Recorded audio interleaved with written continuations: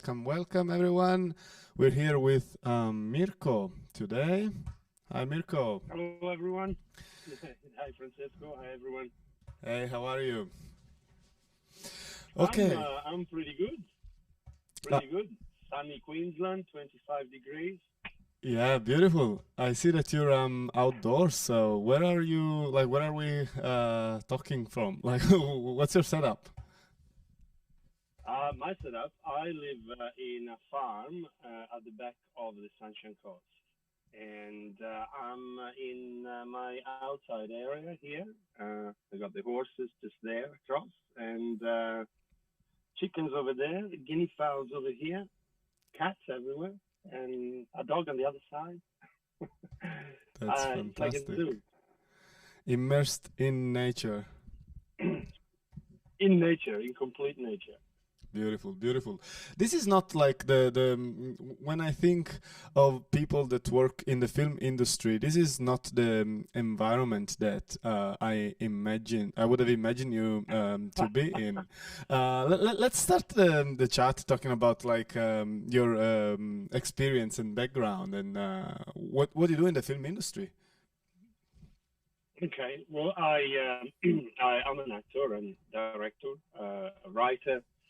I produced, not in large scales. I don't really enjoy producing large scales. That's a business on its own. I'm more on the creative side, so the directing, the writing, the acting are my strengths. I'm married to a production designer and art director, so the whole family is in the entertainment industry. But my previous career was as a chef and in within hospitality and managing restaurants. So big shift, big change of life about 20 years ago. By Yeah, that coincidence, sounds like it a just happened huge by coincidence. huge difference. So you started like working in hospitality, and then, if I remember well, you carried on working in TV, but being a chef on screen, right? Yeah, look, it kind of just it kind of like uh, mixed up without wanting to mix up the careers. I was doing. I came to Australia. It was the early '90s, and I didn't really enjoy working in the hospitality as such. It's very different approach of what I had experienced in Europe, in London, in Italy. The approach to food was very different as well. And when I arrived, Brisbane was like 30 years ago. Brisbane was still like a big country town. You know, Expo '88 just happened, and so there was Brisbane was coming up to resurface from and trying to get to the same level of Melbourne and Sydney, but it was still a big country town. And the Italian food here was, let's say, not up to the standards that we had in Europe. So, Yeah, I can I imagine. remember cappuccino was a cup of coffee with a mountain of froth on top of it, and it was another world. And so I started. I was very fortunate to grow up in Bologna with my grandparents, and my grandmother taught me when I was very young how to make pasta with a rolling pin, tortellini, tortelloni, gnocchi, and so on. And so I grew up with that inbuilt skill that I didn't really care about until when I actually came to Australia, and I realized how important it was for me Became to useful actually in like bring this. Eh? that became like an asset. Yeah, because it basically gave me an opportunity to understand how much of the culture people actually didn't know. Everything was stereotypical. Everything was just about Italians, eat a lot of garlic, tomato, and the pizza were about that thick, and nothing that was Italian here was really Italian in Italy. Like, so I thought I'll bring the culture. I'll enhance this aspect and I'll start making pasta for restaurants. So I made up a sample of 5 tortelloni with ricotta and parsley, and took them to a very famous restaurant back then in Brisbane, and they loved it. And as I loved it, I just started basically producing pasta just for them. I was making about 50 kilos of tortelloni by hand with a rolling pin every week for them. Wow. Yes, I didn't see Australia for 2 years. I was just making tortelloni inside the room. And but it went really well. I mean, the product, as you know, is very different from a machine-made product, and Yeah, absolutely. there was no comparison. So it became quickly one of the top item on the menu. And I began to start doing some cooking classes as well in a very small scale. Someone suggested for me I should teach it. I didn't know how to teach it. So, and I was living in Noosa. My first class was an old lady in Calandra, which is 50 k's away. Wow. And I was charging $15 an hour for the class. So it really just covered the petrol to go there and come back. But it gave me an understanding of how much I actually enjoyed the communication and the teaching the skills, that I had learned in Italy, and they were hundreds of years old for what I was concerned. The group, the lady, then it expanded into a little group and so on, and basically I ended up in front of a camera as well to do some lessons on a camera, and I decided that it was probably better for me to just do a presentation course so I could understand a little bit more how to deliver and theatrical abilities, how to communicate. My accent was way stronger than what it is now, so my probably people would understand only half of what I was saying. And so I went to an acting school in Brisbane, and they kind of convinced me in doing 2 years instead of 3 months. Oh wow. And I walked away with a full advanced diploma in screen and stage acting. But I also fell in love with the arts. Like that was the actual point where I felt that I belonged to the arts, and that's what I wanted to do. And so ever since, I've been pushing my performing acting career and directing, and at the same time I kept the food alive. And nowadays I kind of blend the two things in together. That's fantastic. So basically, pasta opened the door for you to like film and TV. That's a fascinating story. Do you Yeah. think do you think that Brisbane has changed, or Australia in general, in the perception of like Italian stereotypes and food in general, like Oh, compared to? immensely. Like nowadays we have a huge amount of products that are able to be imported, but we also have a huge amount of Italian people who have migrated in the last 10, 15, 20 years and have started producing the same products over here in Australia. Obviously, utilizing, if you're making cheese with Australian milk. The primary products are from here. The product origin is from Italy, and we're kind of originating the evolution of Italian cuisine around the world without making it stereotypical. It Yeah. just becomes as it is in Italy, but with Australian products, which is fascinating. And from there, how did you started working? Like, what was your very first job in the Australian film industry? Okay, well, the very first jobs were short films for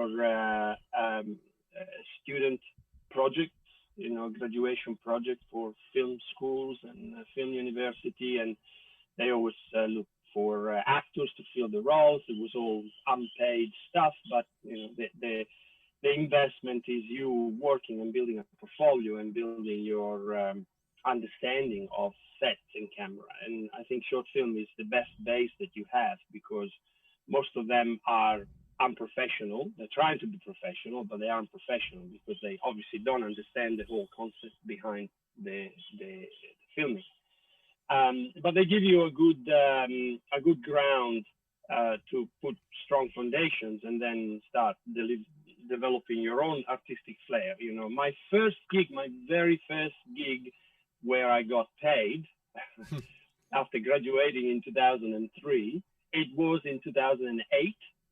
So 5 years later, I got my first little break with a guest role on Takes a a while. series called Sea Patrol, and which was shot up in Mission Beach and Cairns and those areas. And I felt I had accomplished everything I needed to. I was on national TV. And then after that little guest role, there was nothing for like a year.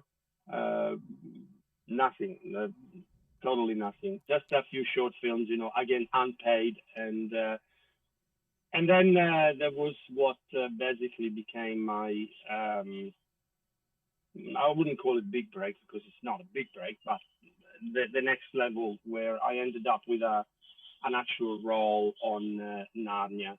Oh, The okay. third Narnia that was filmed here in Australia. That's a So big that production. made a big difference. Yes, that's a huge production. Yeah, it was the first production at that level. You know, 500 people on set all the time, and 125 million dollars, I think it was the budget back then. So, and we were lucky because they were supposed to shoot in Mexico, but the swine flu Oh, yeah. came about, and so they had to change everything. And because we had back then the second largest water tank in the world to film, because you know you've got to have not just a swimming pool, but you have to have setups for green screens and blue screens and all of that. So the Gold Coast was the second best spot, and so they migrated the whole production over here. And obviously, a lot of Aussies had the opportunity. It's pretty much like now with the pandemic.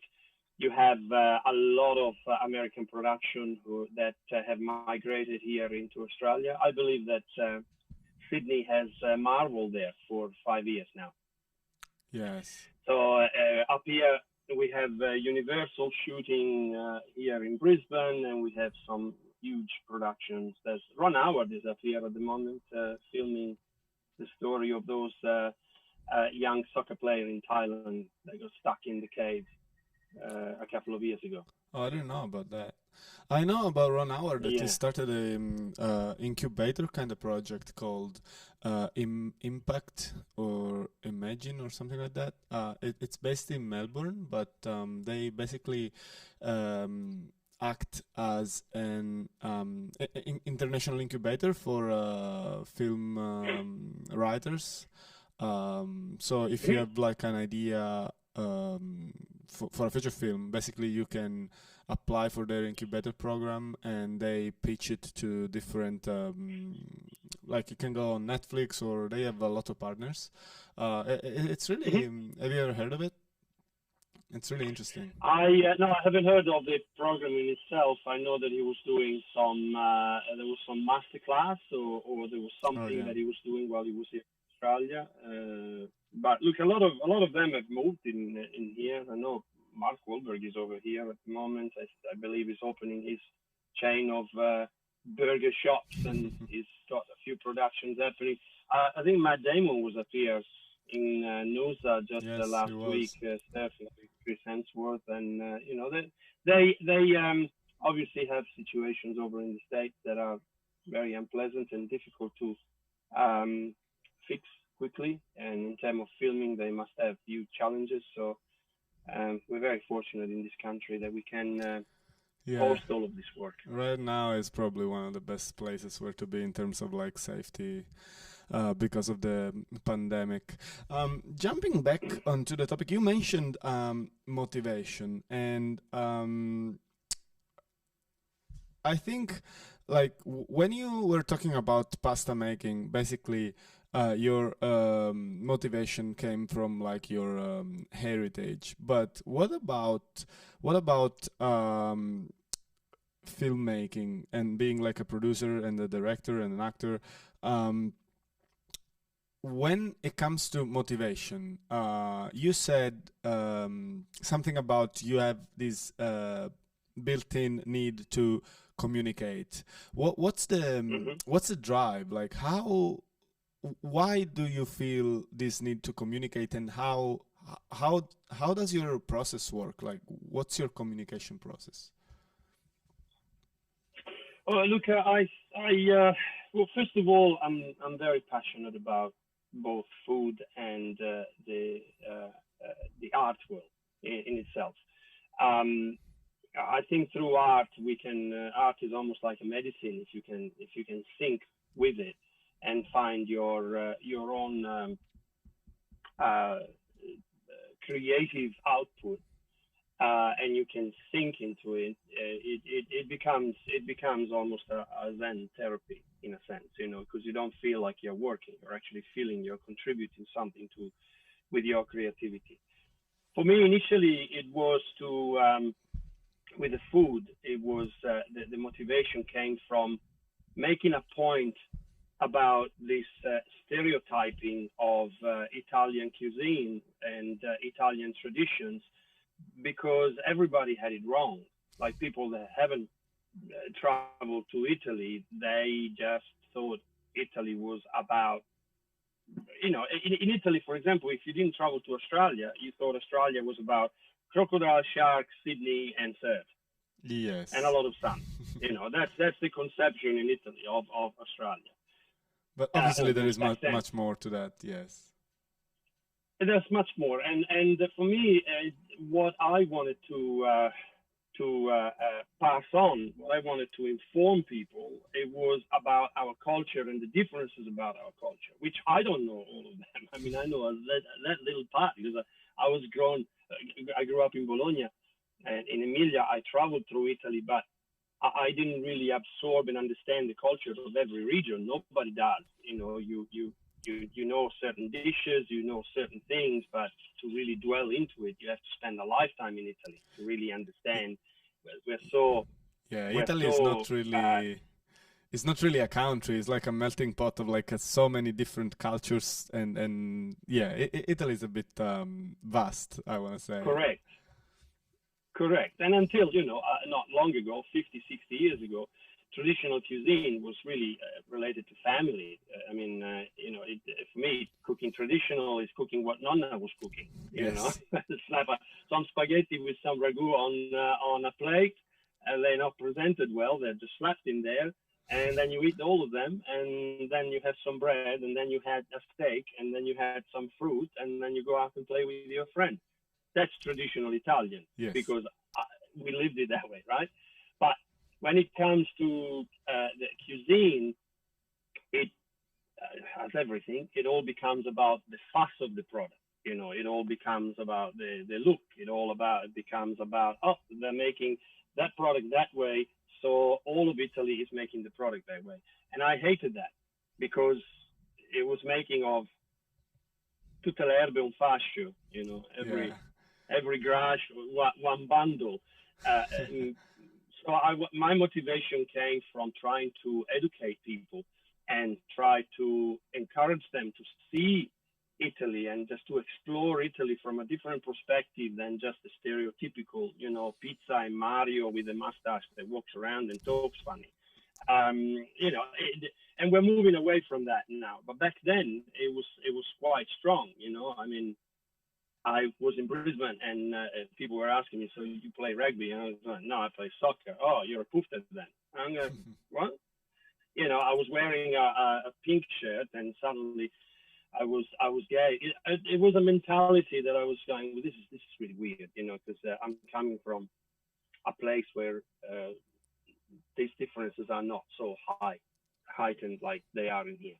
Yeah. So that was motivation at the beginning. The other motivation was actually trying to build a little business and make something for myself, utilizing skills that people didn't have. And as a matter of fact, the education part of it was really fascinating for me.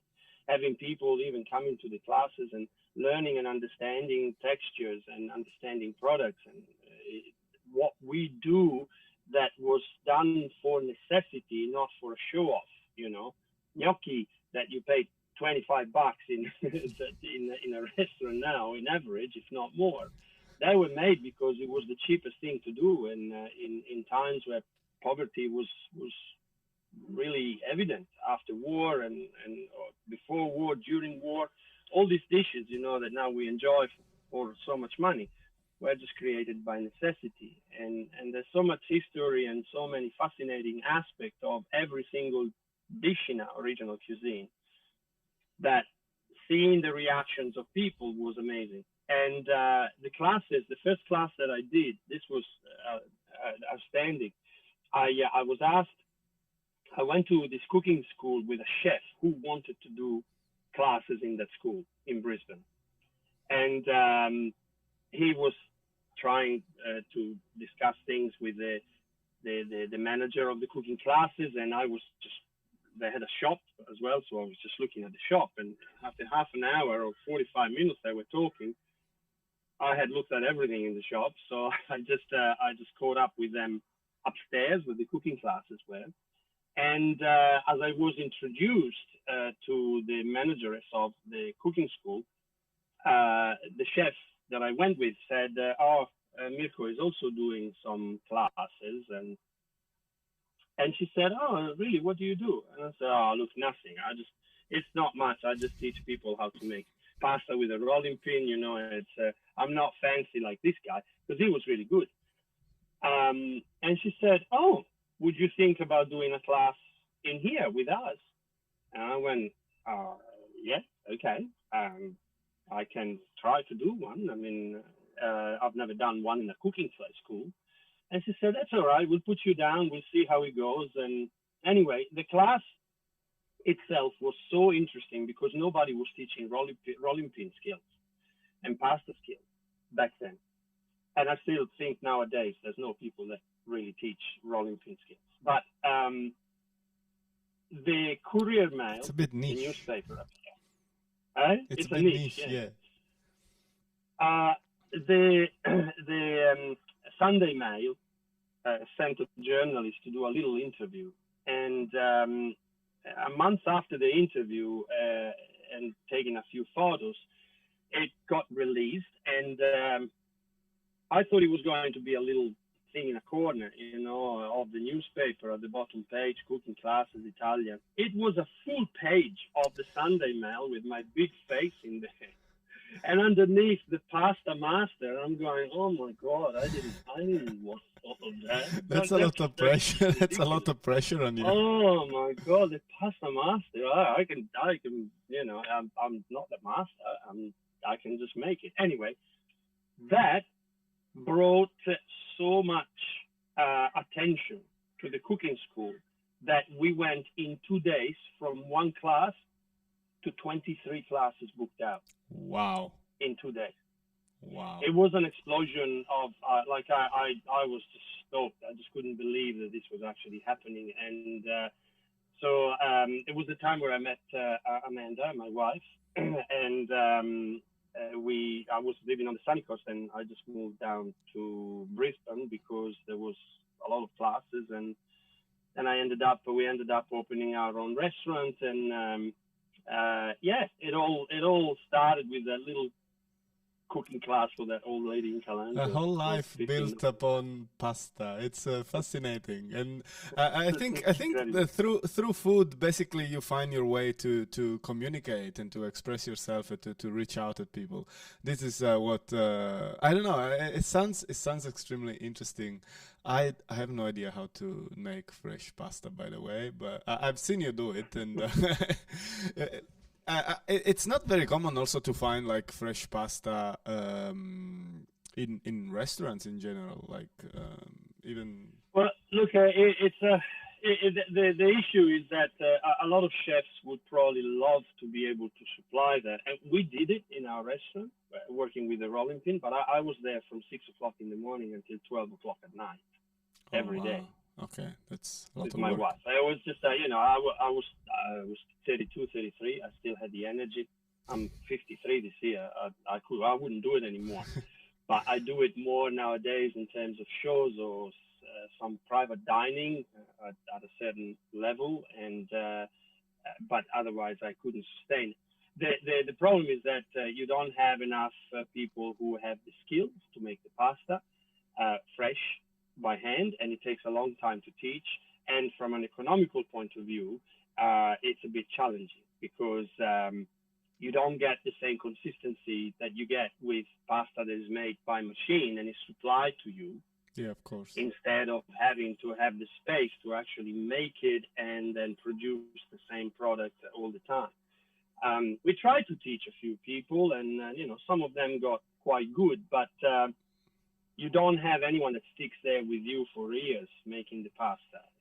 They do it and then they walk away. So let's say that from a consistency point of view, it's not sustainable for a restaurant to actually just have the pasta made, unless you have a small restaurant and it is you as the owner to be there and making it and work on those logistics.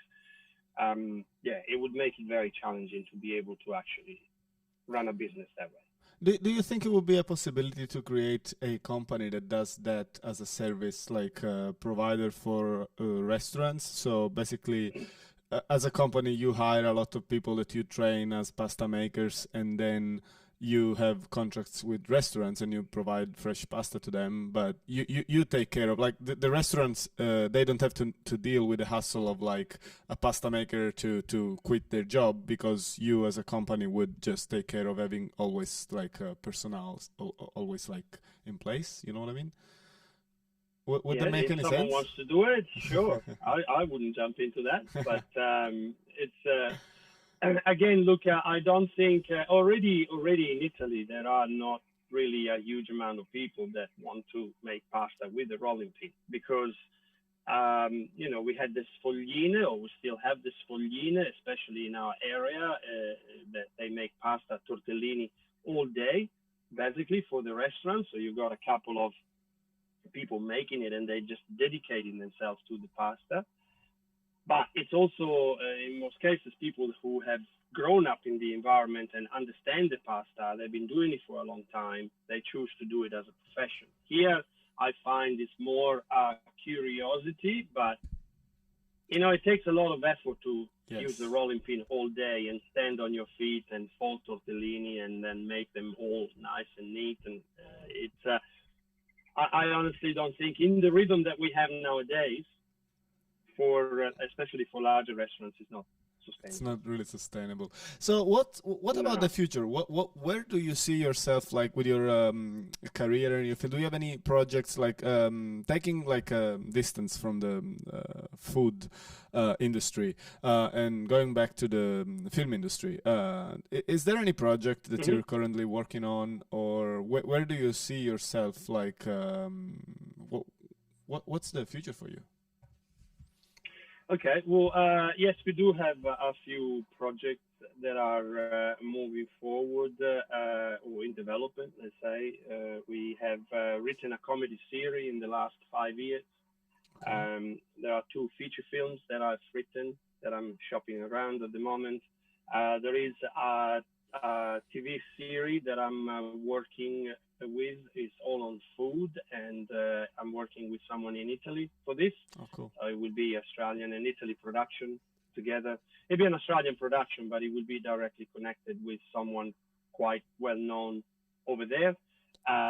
We've been pitching. We just put a teaser together, which we'll be pitching very shortly in June.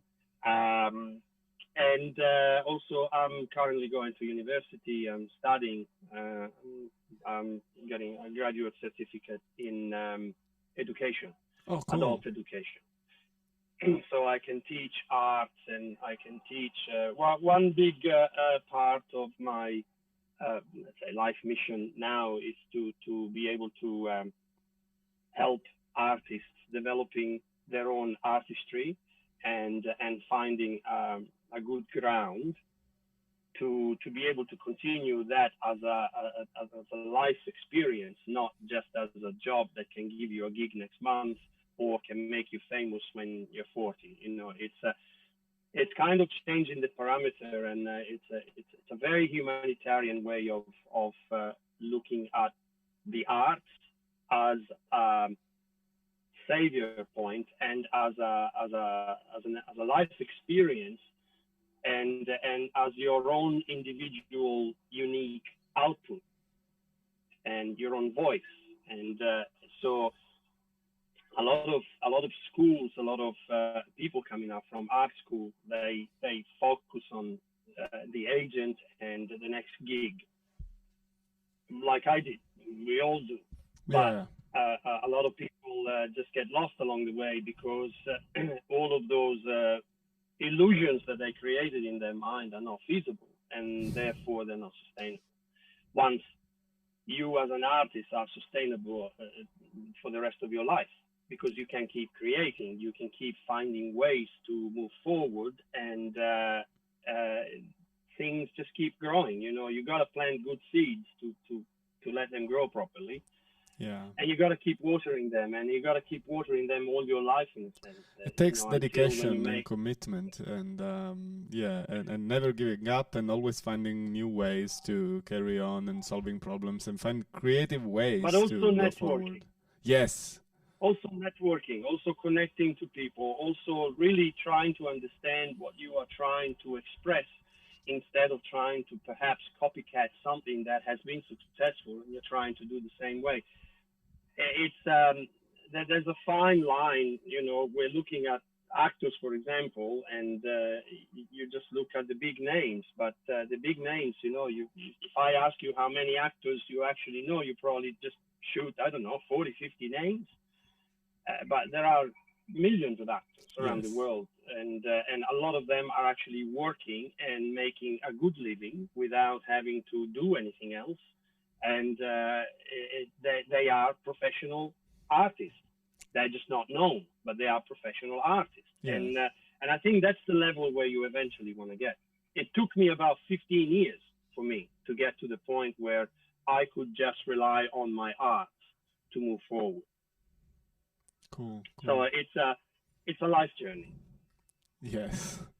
So how do you help this? So you want to get into education to help people. Like you become like a sort of a career coach for the art industry. What's gonna be the process? How are you gonna help people to fulfill their professional goals? Well, I will be starting to work next month already.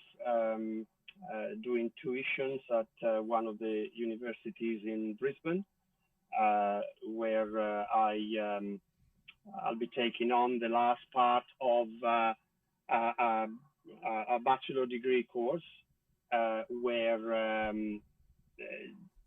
people will need to really understand how to not only output themselves onto a screen or to a stage, but actually how to embrace the industry and put themselves out there with a clear understanding of where they are moving towards. And then I'm building master classes to do on weekends for artists who are already graduated, but they need some further understanding of how to move forward and how to look within themselves at that subliminal aspect of the performing that is very important.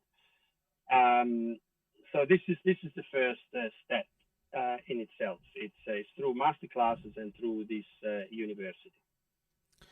Fantastic. I think I have one last question that is a bit una domanda astratta.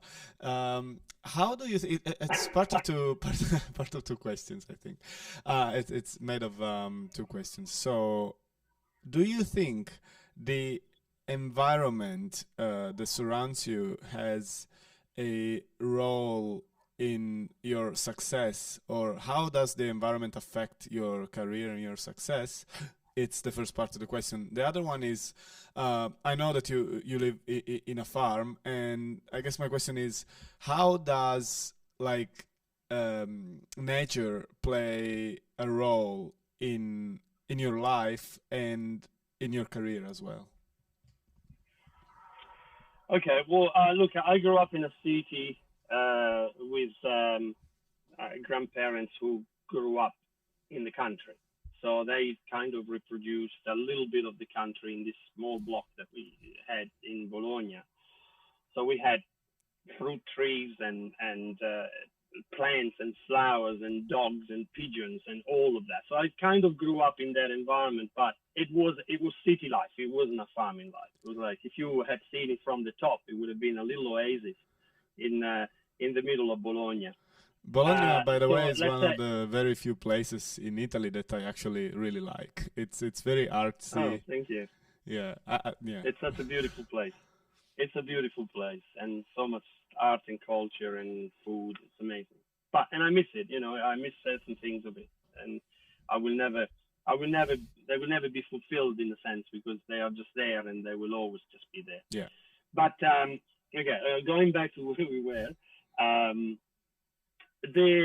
so the first question was Environment, uh, like your the environment. environment Yeah. where yeah, okay. So this environment here that I live now has kind of been forced upon us earlier than what we wanted to do. The pandemic, unfortunately, put us in a very difficult spot. We had bookings for the whole year.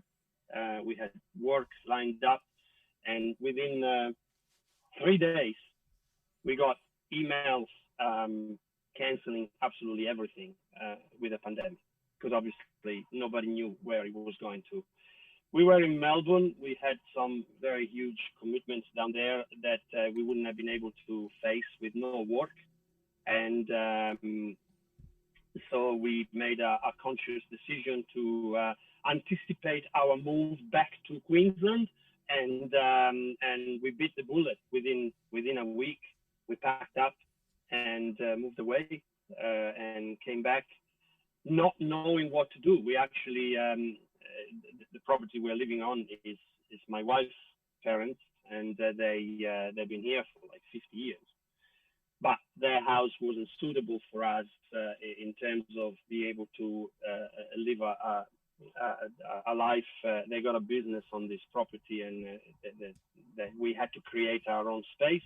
And the only space we had was a carport where a caravan was parked underneath, that we kind of rebuilt around the structure and made it as a first stage of a livable home. You know, Okay. so glamping we call it. But at the same time, we didn't want to jump into anything else that we actually didn't know, like the rest of the world, how long this thing is going to take, how long is it going to take to just resume and find opportunity for working as well. So this environment made me, I'm one of those people who doesn't cry on the spilled milk, but look at what you have at hand to be able to move forward. I've lost things a couple of times in my life, very much started from scratch. And you just realize that, you know, every time you take a leap of faith, there is a chance that the leap of faith is just not going to go the right way because of either your inexperience or naivety or anything, or the wrong people that you associate with. And therefore, you need to take the leap of faith, but sometimes you hit your face really hard on the ground. So you learn how not to hit your face hard on the ground. You learn how to just restart from the little that you have. Here, I thought it was a great opportunity to actually start understanding the process of growing, because I've always cooked food, I've always bought food, but I never actually planted a seed on the ground and just watched it grow. So my father-in-law had a space in here that we could utilize, and we worked for a month and just put together this huge, beautiful veggie patch that at the moment is thriving with beautiful vegetables. And I've learned how to pretty much farm from scratch, not with the intention of wanting to farm, but with the intention of understanding my product and the what I was necessity. growing. And then I started shooting some, and a necessity as well, because again, we were in full pandemic. It looked like we were going to be like that for quite a long time. And then suddenly, Queensland re-emerged, and a lot of work started coming down. And Amanda got a job with the studios.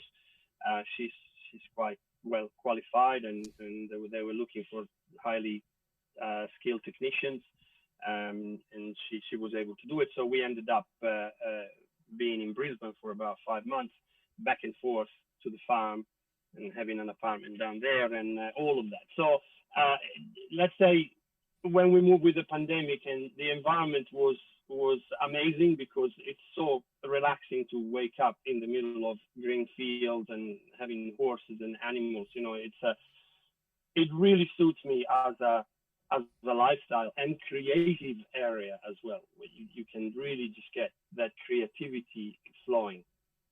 But essentially, we are city people, and most of our business is with the city, and therefore we need to be back and forth to be doing what we're doing. So city slickers, but now kind of quite experienced in the country. I didn't know how to hold the drill. I never used the drill in my life. I didn't even know how to change the tip. My father-in-law is a very experienced builder, and he laughed so many times at the fact that I just looked like I didn't know what to do. I didn't know how to. He said, change the tip of this drill and put that one on. And I had to say, how do you change the tip? Yes, I didn't know how to pull it out. It's you need anyway. that tool. I don't remember the name. It's mandrino in Italian. That thing that you use to change to open up the tip of the. Yeah, well, you don't use that either now. You just do it with your hand. Like, I'll show you when you come up. Yes, there are different drills. I guess I'm not in construction either. But this is definitely something that it's interesting, because I work in the film industry to an extent as well, and I think I acknowledge how important it is to be able to network, and that's why I realized that there is definitely an advantage of living in a big city where there is a lot happening and you're immersed in the industry all the time. But at the same time, I'm kind of crave the contact with nature, which is something that I know, like you said, that there's something that if anything is gonna come at a much later stage in my life, and I always wondered if there was a way to combine the two together, and having the benefits of living in a remote area where you're in contact with nature all the time, but at the same time not losing touch with the film industry, and sort of a more busy and productive lifestyle. And I think ultimately, in my experience so far, it would be really, really hard. So congratulations. I guess my point is that's very good that you're actually managing to achieve something like that. Yeah, well, look, again, it was kind of forced upon us, so we made it work. The challenges are there. I mean, for an actor nowadays, you can audition on Zoom, or you can just record your audition and send it in. So you can be anywhere. You don't have to travel to Brisbane to get auditions or not. From a writing point of view, you can write anywhere. If you have to be on the ground doing interviews, or if you are part of a crew that actually works in a film studios or locations, then you need to be close. It's like Amanda could never leave the morning here and get to the studios and do the 12-hour day that they do, and then travel back to the Sunshine Coast. That's another 100 Ks after. You can't do that 5 days a week. So you can live somewhere else, and then hire a place for 3-4 months to be in the city, and include that as part of your cost of being there. But otherwise the commuting, it's an issue that it will stress you more than anything. You do it for a week and then you go, can't do this anymore. I think you need to essentially look at what you're doing, and is what you're doing feasible to be done? Like if you are an editor, for example, and you don't need to be one of those editors on set cutting the first rough cut, then you can be at home and receive all the material, and you can live anywhere as long as you got a good reception. We got a what do you call it, a satellite NBN in here that provides us with really good communication, and we can export files fairly quickly. So if I had to edit, I could actually work it. But as a sound engineer, the same. You know, you can get files but if you are a sound recordist and you have to be on the ground, that's another story. That's the challenge. I think another complicated part is when you're actually starting off. Like, let's say you're a director or a producer or even a writer, and you just on your first experiences, and you don't have an agent, or like you just need to be surrounded by people and make connections, and that's where the trouble is about living in a remote area, because like, how do you go to events and meetups and stuff like that if you're far away?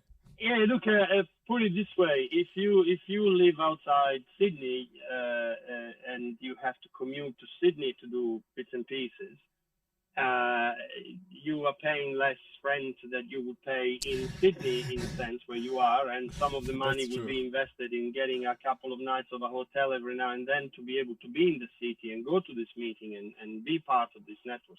When you think about it, even if you live in the city, you're not going to events every night. Like you would have events or things that you really want to do at certain time along the year. Everything else, sometimes you just go to places because you don't know what to do at home. You just want to go out, but it's not that important to be at that place. You know what I mean? Yes. So it's kind of like giving priorities to the things that could be important for you to actually move forward or meet people, and the rest just creating another lifestyle. I think it's the habit that we have of living life in a certain way that creates the difficulty of adapting to a new life. If in fact you think that the situation you have at the moment, it's a situation that will be there temporary, it won't be like this for the rest of your life. At one point, you will make decisions to change things because you're either forced to or because you want to. So at whatever point, life will change. It's up to you to make it change the way that you want it before you get forced to do it. And then you have to adapt. Yes. It's all about intent. It's all about vision. And it's all about the will of not crying too much about what happened, but look ahead and move forward and learn from the past. Yes. Let's finish off on... there was a lot of wisdom in what you just said, and definitely a lesson. Let's finish off on, like, can you give us 3 key advice for whoever wants to fulfill their career in arts in general, not just film, just in the whole art world? What are the major key advice that you can give? Well, okay. So first of all, you really need to love what you're doing, despite being paid, despite being glamorous, despite thinking of red carpets, whatever. You need to like what you're doing, and you need to feel that when you're doing it, you're actually entranced by what you're doing. It's something that comes from you. We all have an artistic flair inside of us. A lot of people have not been taught how to express that, so it just remains within you in locked away. But if you can open that up, understand that you do like it and enjoy it, then you need to take the steps to take it from the passion and the drive into capitalizing enough to be able to actually make that your living, right? Otherwise, like most artists, like we all have done, you have to constantly try to go and tap into other temporary careers, like hospitality or whatever it is. Hospitality is one of the biggest ones because it's got the big range. But there are an incredible amount of artists in any field that are working on other things that are not related. But the point is that if you work on a non-related thing to move towards your art, everything that you are doing with this side career or side job has to be aimed to finance a growth into your art. Yes. Otherwise, you're just going to be lost into something else and other interests, other people, other networks who are not really connected to the network that you need to be connected to be able to grow, right? So I would say, first of all, finalize that and be prepared to put the sacrifice behind that it's going to increase your understanding of your art and where you can take it. Then if you are an amateur, you haven't done any schooling or anything, I would definitely do some courses to try to understand a little bit more the industry and connect to people within the courses. And then think that, you know, these first 4 or 5 years of establishing time where you find your art, you find the connections, you find the understanding of the industry will be basically the baseline for the rest of your life. Because once you establish, once you are an artist and you see that the product that you're doing is viable and you find your way, then from there you can start building. At the beginning, it's all about learning, like it is for anybody, you know, and the mistakes we make is that we come out of a school and we think we know everything. Once in fact, we don't know anything because the industries evolve so quickly now that what you're studying in a school is probably still relating to 10 years ago, 15 years ago. You know, the studies and the conclusions that they had are the things that you're studying now, but meanwhile the industry kept moving. So if you don't connect to what the industry is now and start understanding what really the challenges are or what the stimulating points are, then you're always going to be behind and you're always going to try to just somehow to be like someone else. So that would be, to me, the first most important thing is to really focus on that. And then be patient. Don't keep looking at people who made it. You know, out of all the actors that I have met, I met 2 actors that came out of school and then suddenly they were working with stars. Oh wow.